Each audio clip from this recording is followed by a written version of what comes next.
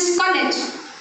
With a distinguished academic career and leadership roles, including serving as reader in history at Kamala Nehru Women's College and principal cum secretary at Baleshwar Mahila Degree College, Professor Mahapatra has been a driving force in women's education and institutional development. Her visionary leadership continues to inspire students and colleagues alike.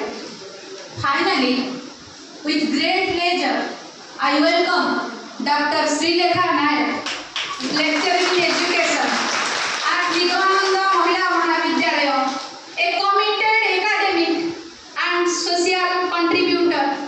She has been recognized with the state level Best NSS Program Officer Award and prestigious